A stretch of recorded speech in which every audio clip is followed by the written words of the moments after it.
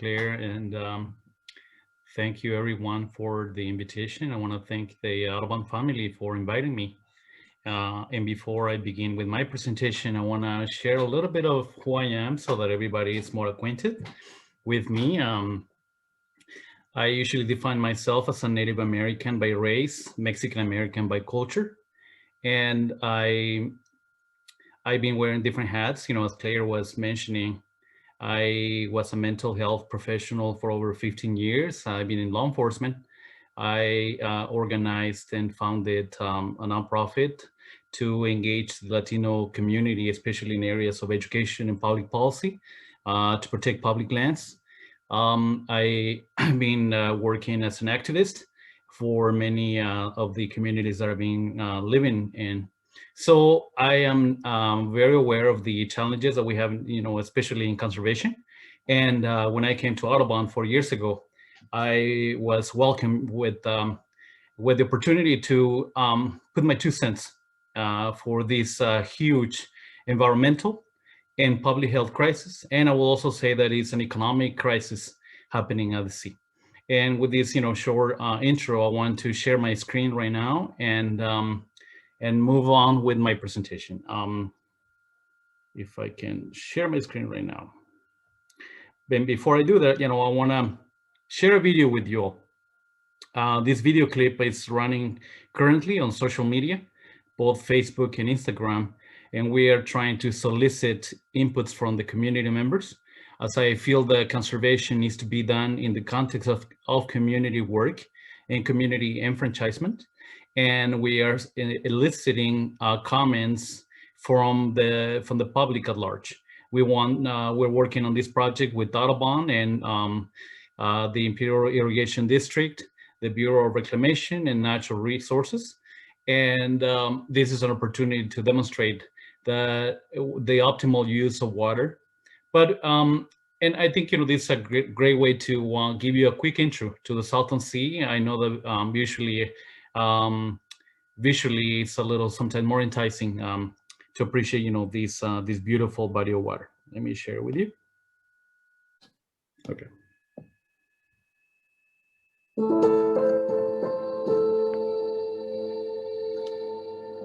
The Salton Sea, California's largest lake and one of the most important areas for wildlife and birds along the Pacific Flyway, is shrinking rapidly. Its slow death is affecting millions of migratory birds and potentially the health of more than 650,000 people that live nearby. Changing water patterns means less is flowing into the sea. As what is left evaporates, the sea is getting saltier, making it less hospitable to many types of birds and wildlife. The shrinking shoreline exposes clouds of windborne dust, but awareness is growing about the toll the sea's decline is taking on the human and economic health of surrounding communities. But while human intervention here has been slow, nature finds a way. Natural surface and groundwater seeps in areas like Bombay Beach wetland, just 2 miles east of the community of Bombay Beach, have created spontaneous pockets of green. These new wetlands support a wide variety of species, plants, birds, reptiles, and more, some of them endangered. The Bombay Beach wetland formed where washes carrying stormwater, naturally flowing streams, and groundwater converge to create a special habitat. Audubon recognizes the importance of these wetlands and their potential benefit for local wildlife and communities. Together, in coordination with the Imperial Irrigation District, the Bureau of Reclamation, and California Natural Resources Agency, we're moving ahead with the Bombay Beach Wetland Project. When it is completed, it will help protect and stabilize existing habitat areas, create new playa and wetland habitat areas as the sea shrinks, reduce evaporation and expand vegetation and habitat to curtail harmful windblown dust, and provide public access to nature areas for wildlife viewing, education, and research. We're currently beginning work on phase 1 of the project, including selecting the design concept, performing biological resource studies, engineering analysis, and preparing the preliminary design. For more information, please visit our website or contact us directly.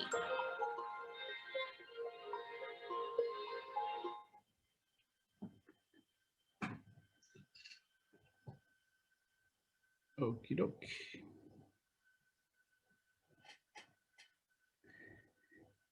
This is, I want to share, more about this project, during the second half of my presentation. Now let me share my PowerPoint with you all.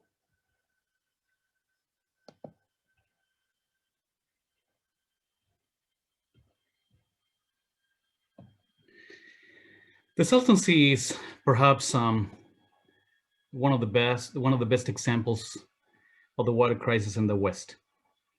And it is this crisis is exacerbating the already existing crisis in these communities. This region is plagued with inequities and inequalities. We have one of the second highest unemployment rates, and we have one of the worst air quality areas in California. We have, if not the first one, I'm pretty sure it is the second worst or the highest region with asthma and COPD. It is mainly affecting the young kids and the elderly. So the Salton Sea is not just an environmental issue. This is a human health issue. This is an economic issue. And it is important to look at it comprehensively, look at it from every angle to understand exactly what is it that we're dealing with. If we look at it just from one angle, I think we are missing the opportunity to really see this crisis and how to find comprehensive solutions for it. This is, a program, that I launched. It was an internship program. And I tell people, that science and field work is not always glamorous. So I want to show you this quick.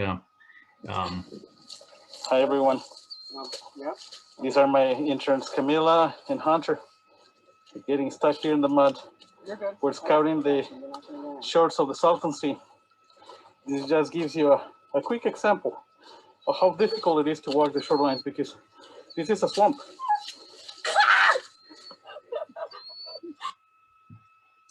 The Salton Sea is the ecosystems are rapidly changing.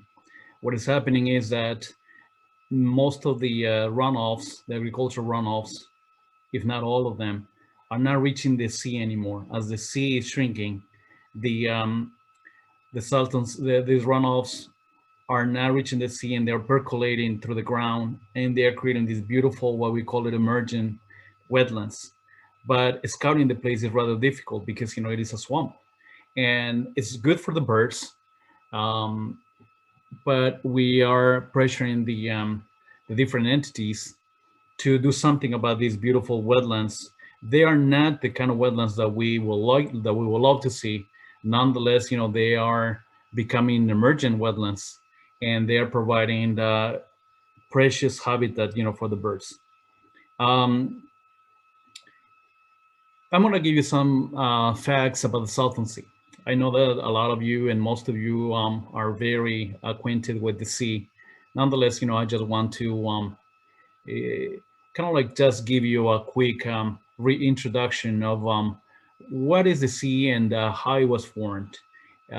Many people, and probably you heard, that the Salton Sea was created as an accident, or many times it is referred as an accident.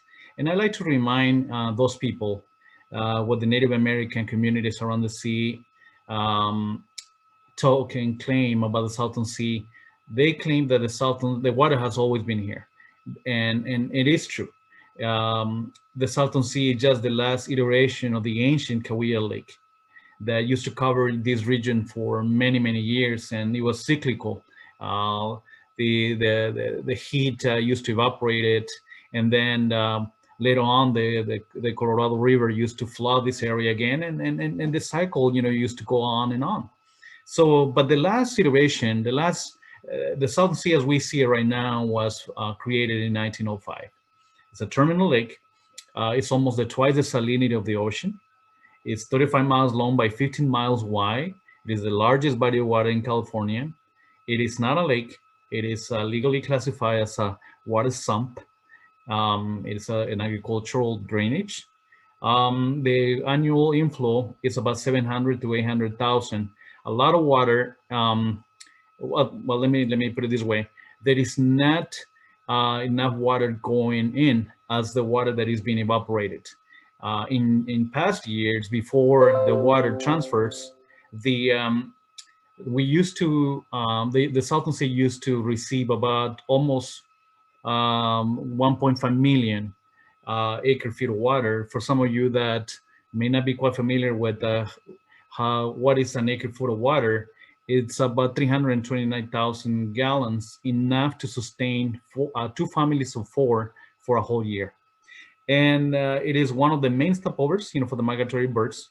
And that's one of the main reasons why Audubon has been really proactive and has spent a lot of resources and efforts on the ground.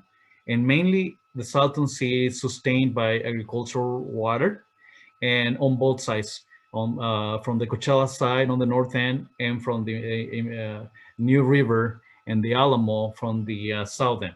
Even the water that comes in from Mexico through the New River, as contaminated as it is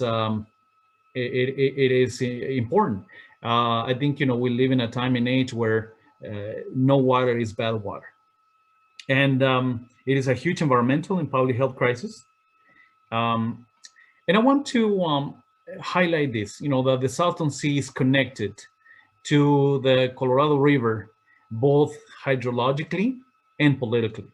What happens here what happens at the Colorado will impact the Salton Sea and vice versa.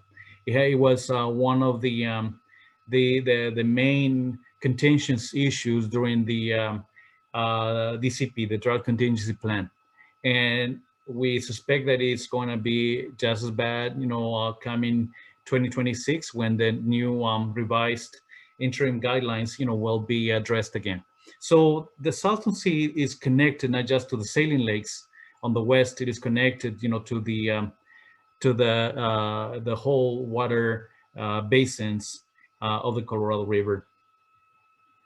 And this is an image during the 1950s and 60s, during the heydays of the Salton Sea. The Salton Sea has traditionally shaped the landscapes of the region.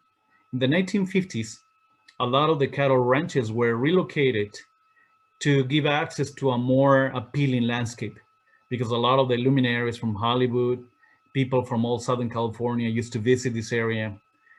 It is important to remember that at one point, the Salton Sea used to get more visitors than even the Yosemite National Park itself. So the Salton Sea has always been a main player in this region, not just environmentally, but economically and touristically. So now, only 60 years later, this is what we have. From being one of probably the main attractions in Southern California, that was called the California Riviera. Now it is probably one of the most contentious places environmentally, public, for economically, and for public health. And this is, I think, probably one of the three main areas that most people will visit: the environmental, the public health, and the economic crisis. I think, we have more because everything is being impacted by what is happening in the region. But I think, for the purpose of, this conversation, I think I'm just going to limit myself, to these main three challenges. Audubon has, under my leadership, has developed a program that is trying to be comprehensive in its approach. We are trying to remain active with the science and expand, the science. When I joined Audubon, we had the bird counts. We were surveying 14 different sites around the Salton Sea, but we wanted to expand and understand better how the ecosystems are rapidly changing. As the salinity is increasing because of the lack of water, the ecosystems are rapidly changing because the fish are dying. So most of the fish-eating birds are flying away, and what is happening to the shorelines, I think it is affecting in the other species of birds in different ways. So we launched a macroinvertebrate analysis and water analysis on a monthly basis. So we wanted to understand how salinity is affecting the oxygen, dissolved oxygen, how salinity is affecting the pH, how salinity is affecting conductivity and other parameters. And then we also wanted to understand what are the birds actually eating. And because as the sea is receding, it is exposing a lot of goodies. It's exposing a lot of macroinvertebrates. So we wanted to understand better. So we launched, those components in the science program, and we are also continue to move in the policy side. We are doing that through our traditional advocacy, but we're also doing that through some of the non-traditional programs, through our education programs, community engagement. We have a roundtable that brings many different leaders from many different sectors. We have an education program with one of the high schools in the area. We have other components of the community engagement, trying to bring the awareness, elevate the status of the sea, why Audubon is forming partnerships, with other different what we call CBOs, community-based organizations, and traditional NGOs. And this is, something, that we are currently working on.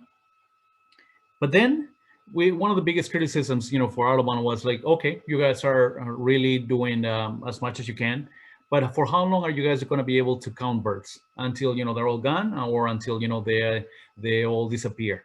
And I think, it's a right criticism, even though many of the solutions are not in our hands. We do not have the power to force a state or force the entities that are responsible for the Salton Sea at the local, state, and federal level, but we can definitely be creative.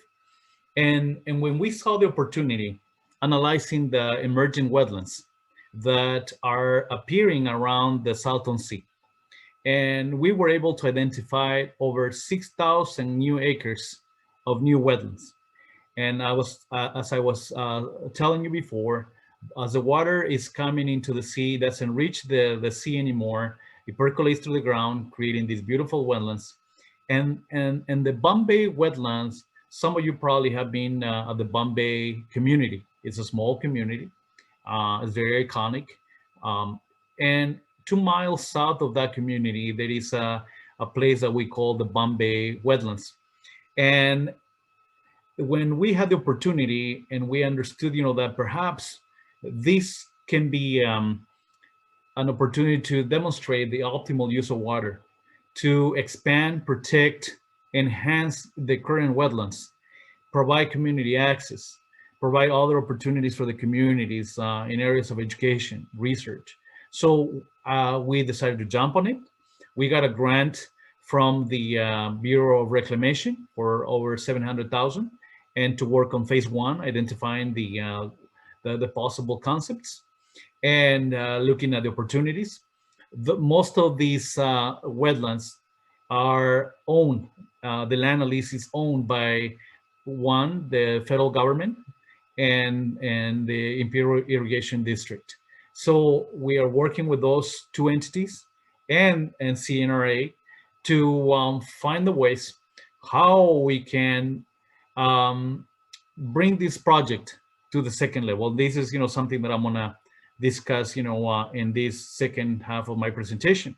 And it's called the Bombay Beach Wetland Project. And the purpose of it is to develop a multi-benefit habitat enhancement and dust control demonstration project on the sea. And the 2 main concerns are, 1, to control dust, and second, to provide habitat. So this project can be more than that. It can also provide community amenities. I know that the Salton Sea most likely will never be able to provide all the recreation opportunities as it once did. And I know that is very frustrating for the people. And probably some of you have heard other ideas out there, perhaps bringing water from the Sea of Cortez or bringing water from the Pacific Ocean. And many folks, many local folks are conceiving those ideas. And I don't blame them. I mean, I'm a local guy, And as a local leader, I would love to see that lake full of water, bring in a lot of recreation opportunities, bring in all the birds, that it once did. But how feasible that is, I think, that's where we face the main challenge.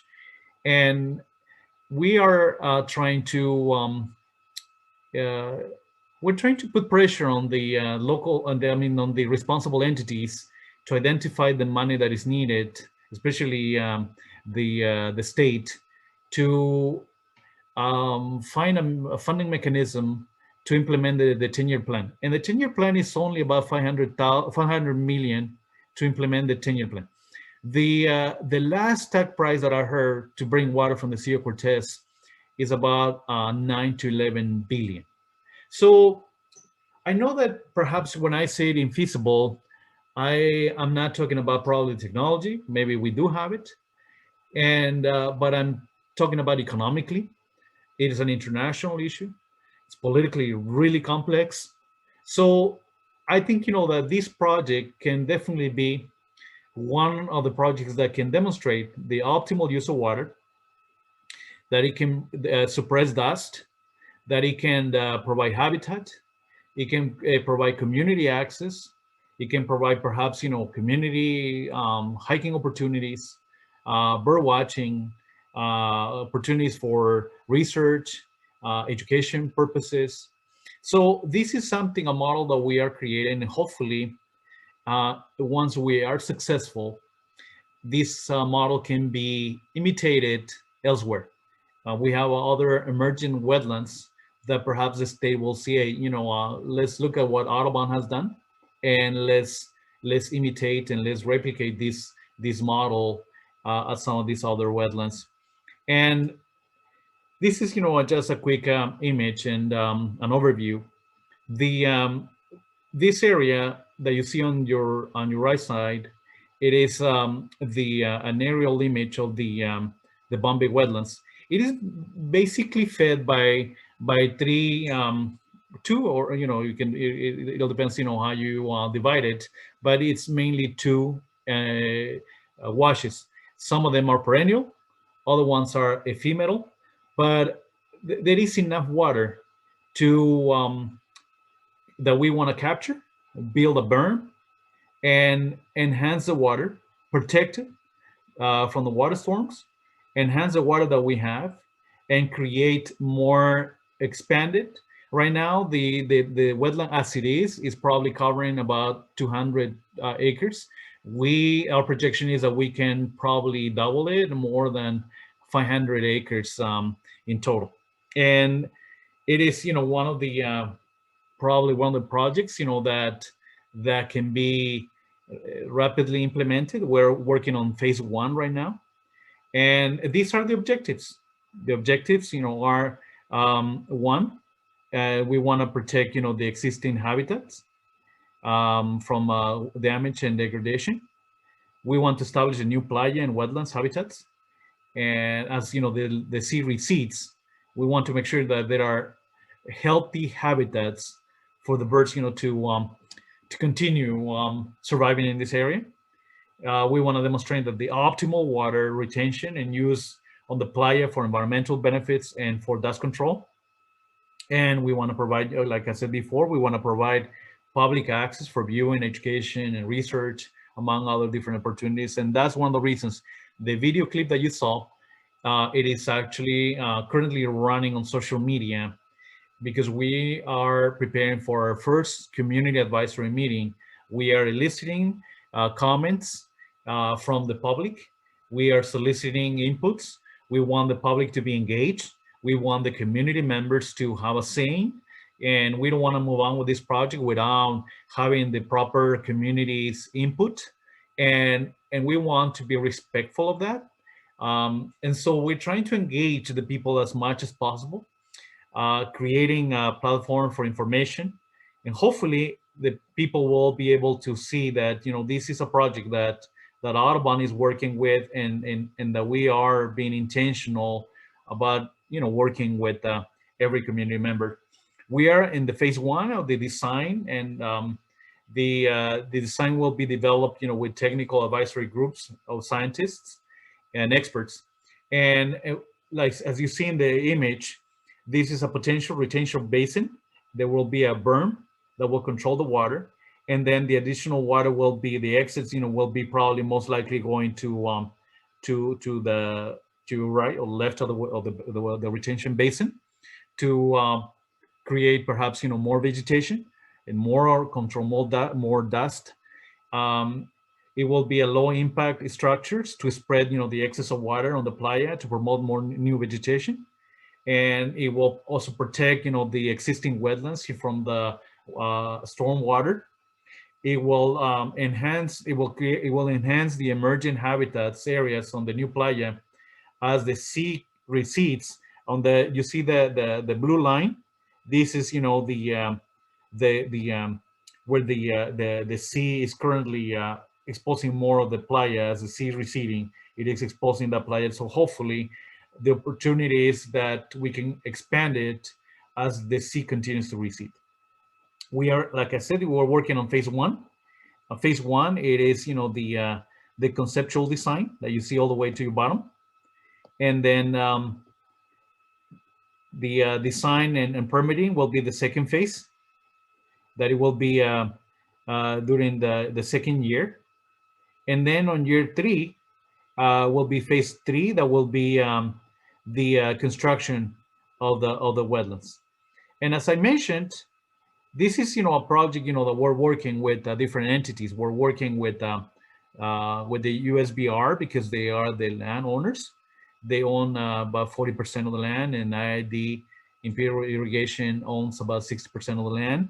So we are currently creating an MOU for the biological studies.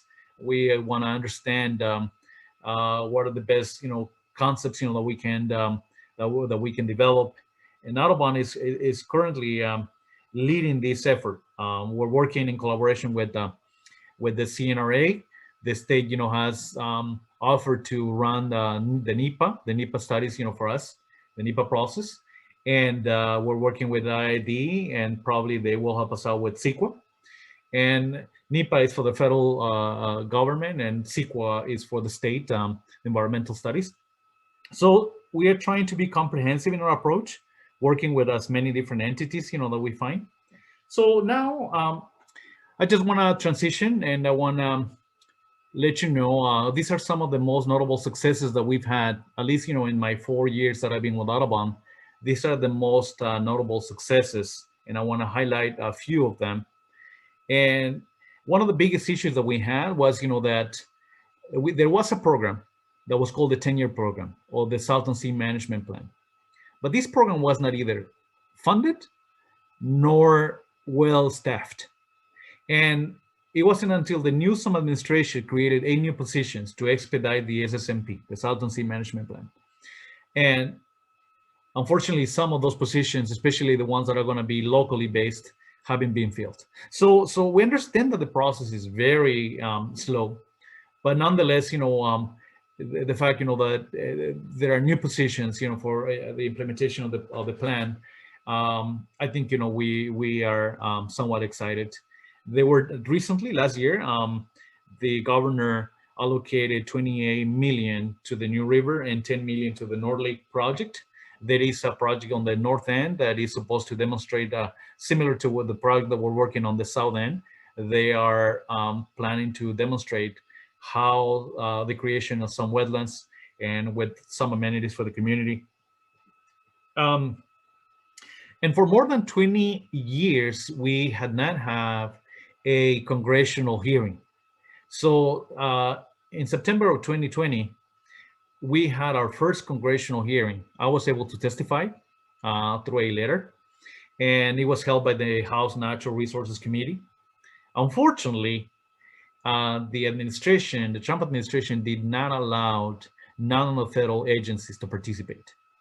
However, it is in the record, that there was a new hearing, but it was followed by HR H775, which is the Salton Sea Public Health and Environmental Protection Act, that is supposed to open the doors to bring more resources to the area. and they plan to match every project that the state is currently trying to implement at the Salton Sea. Is it going to happen? Hopefully so. We're going to continue applying pressure and advocating for that to happen. But I mean, it is something, you know, to be somewhat optimistic. For I want to mention that the Salton Sea Management Plan was created in 2017, but like, you know, many people used to ask me, and media and reporters used to ask me, Frank, what do you think of the Salton Sea Management Plan? And I used to say the plan is good. It's not comprehensive, but it is good on paper. And until I don't see the shovels on the ground, I will not be able to, hey, jump, you know, up and down and say, hey, yes, you know, it's really good. We were able to actually witness the beginning of the constructions of the first project as part of the Salton Sea Management Plan this year. And it is called the Species Conservation Habitat. It is a project that is supposed to construct over 4,000 acres of habitats, different types of habitats. And it is good news. It is supposed to be completed by 2023. And we are optimistic, but my optimism is always rather challenged. But nonetheless, you know, we remain optimistic, you know, that this is the beginning of something good. Let's hope, you know, that is the case. And of course, you know, our Bombay Beach Wetlands project, and this is, you know, something that, you know, we're working hard, and hopefully it's not as big as the species conservation habitat, but nonetheless, I think we can have some more control over the implementation of this project. What are the major challenges? One, the slow progress of the implementation of the SSMP. The region is so political. The Salton Sea has been the dark horse of the drought contingency plan. It was the political battle, the political ground of some of the water agencies. It was rather contentious, and so I think, you know, the political climate, of the Salton Sea affected the implementation of the Salton Sea Management Plan. Another reason, there are way too many cooks in the kitchen, many different entities, many different agencies, local, state, federal agencies. Not always, you know, everyone is equally invested. The federal government, even though they own more than 40% of the land in and outside of the Salton Sea, they haven't been really integrated. Audubon has been working very closely with the federal agencies. We have a really good relationship with USBR, with the service. We have a really good relationship with many other entities. But the marching orders from DC have been missed for a long time. So I think, you know, that has exacerbated some of the slow progress, you know, that we have experienced at the Salton Sea. Another reason is, I think the region is rather poor. The communities around the Salton Sea do not have the socioeconomic capital or the political capital to entice the decision makers to really pay attention to the sea. I always say that if the Salton Sea was closer to the greater Los Angeles area, the Bay, or Sacramento, this problem would have been taken care of a long time ago. But we are poor communities, and we don't have the political muscle. Another major challenge is the funding and for O&M, for operation and management. The state up until now hasn't identified a funding mechanism. There is a new bond that is being proposed by Assembly Member Eduardo Garcia that hopefully will be on the ballots by November. That is supposed to bring a little less than 200 million to supply enough, resources for the 10-year plan. But nonetheless, we don't, even there, we don't have any funding mechanism for O&M. So another major challenge that I see is, and this is something that I've been kind of screaming out my lungs, at every meeting and every opportunity, we need to have a long-term vision. Neither the state, neither the local governments, neither the the federal government have been proactive in identifying, okay, this is the vision for the scene. And I think as a community leader, as a professional in mental health, working with so many different groups, and I know that I'm preaching to the choir. Unless we see a long-term vision, and unless any entity develops a vision, it's going to be really hard to achieve a lot of their goals. So I've been really screaming out my lungs. We need to develop a long-term vision. The Salton Sea needs to have a vision. How can we create a roadmap that will help us out to get there if we don't have a long-term vision? And another thing that exacerbates the challenges is the long-term management plan. I mean, the long-term management. We don't have a governance on the Salton Sea.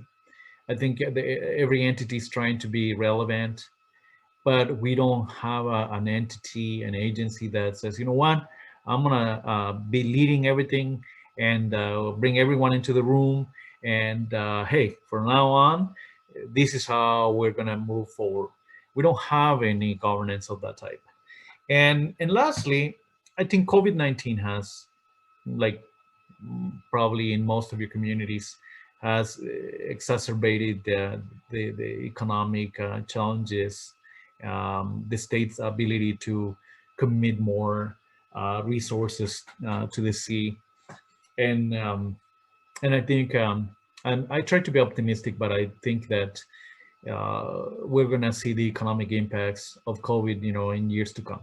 And I wanna be aware of that, and I wanna be mindful that some of those years are going to be rather difficult. So we are excited to do everything we can do right now, because we don't know if tomorrow we're going to have the funding. We don't know if we're going to be able to continue this fight. But right now, this is what we got. And I want to be sensitive, to your time. And at this time, I will invite you to ask me questions if you have any.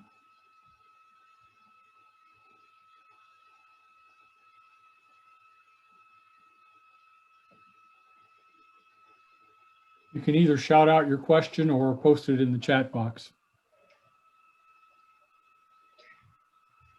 A little more about you. Where are you living right now currently?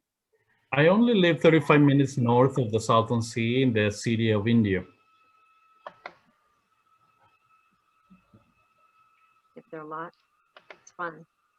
What birds do you see most frequently in the Salton Sea now? Probably northern shovelers. Oh. And I am seeing a few more grebes lately. At one point, we used to see thousands of eve grebes all around the Salton Sea. But in the span of maybe 2 years, if we saw a dozen, it was too many. I'm glad, to see many of them coming back. I think, they are adapting. Some of them are adapting. We are seeing a huge emergence of water boatmen, and a lot of the birds are aggressively feeding on them. Thank you. Frank, are the white pelicans there right now? I haven't seen any white pelicans in the last 2 surveys, and I think especially we tend to see them more on the south end. Okay. Because the salinity is not as bad. But lately I haven't seen any. Yeah, that's sad. For people who want to go down and do birding, where are some hot spots or best places to? It's a large lake, as you already noted. So where are some good locations for people to go to if they want to see some birds? Yeah, there are some really good places to see birds. Unfortunately, many of those points are not very accessible to people unless you want to bring your mud shoes or some of your Okay, snowshoes. right.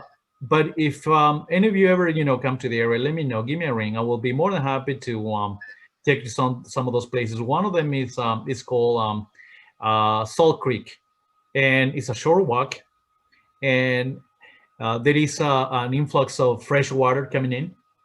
So that's why one of the reasons why you see a lot of varieties of birds in that area. Another place is on the north end. Both of these places are on the north end. There is another place that is called, well, we have named it the 84th Street, mainly because, the 84th Street, is, what the closest, road right to that point.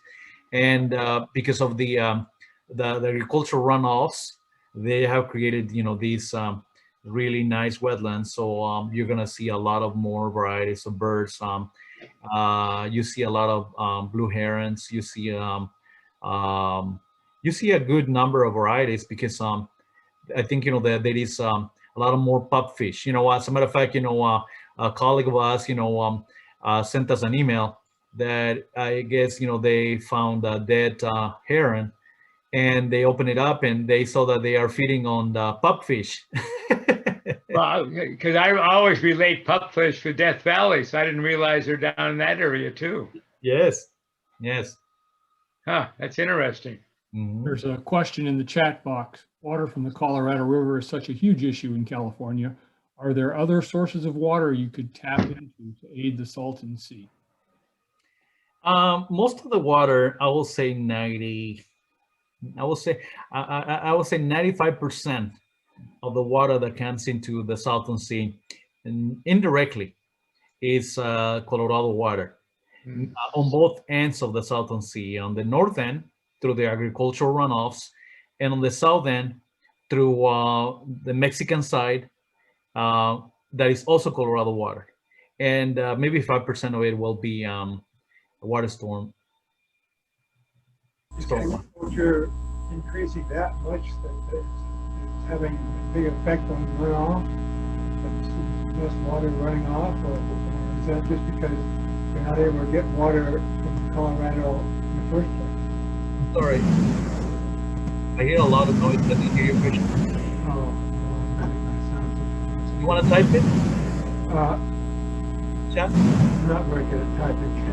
But is the water situation for agriculture as a result of lack of water from the Colorado River, so there's less runoff and more of it's used in agriculture? Is that the reason why there's less runoff? Oh, okay. Yes. Two factors are decreasing the amount of water going. Number one, in 2003, there was an agreement that is called the Quantification Settlement Agreement. And the Imperial Irrigation District, supported by the state and the federal government, decided to transfer water over to Los Angeles and San Diego and the Coachella Valley. And that water, the water that was transferred over to those communities was a water that before used to be ending up at the sea. And what happened is that there was something that was called mitigation water. As part of this, the QSA, the Imperial Irrigation District, decided to purposely put water into the sea until they found a permanent solution for the Salton Sea. And that water, the mitigation water, continued going in until 2017. In 2017, it marked the last year where the mitigation water went into the sea. So at the end of 2017, we didn't see the water going in. In 2018, we started seeing the sea rapidly shrinking. I also monitor the water loss, and every month that I go to the sea, and I flag the shoreline. So last summer alone, there were areas where the water receded over 150 feet. So that tells you that there is less water going into the sea and more water going out in evaporation. Traditionally, and this is, we're talking about, rough numbers, the Salton Sea receives about 700,000 to 800,000 acre-feet of water annually, but it loses about 1.3 to 1.5 million acre-feet of water in evaporation alone. Eventually, there will be a point where the Salton Sea will shrink, probably by 40%. The water will become so brine that it will trap evaporation, and the evaporation will not be as bad. But by that time, I think, that there will be no more fish alone. Probably only bacteria will live in there. No more fish alone. Probably only bacteria will live there.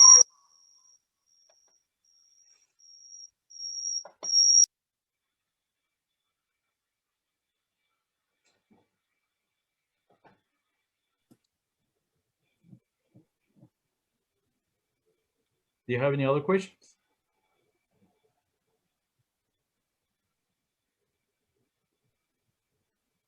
I always ask, is there anything we can do? I mean, besides, awareness and donations, but,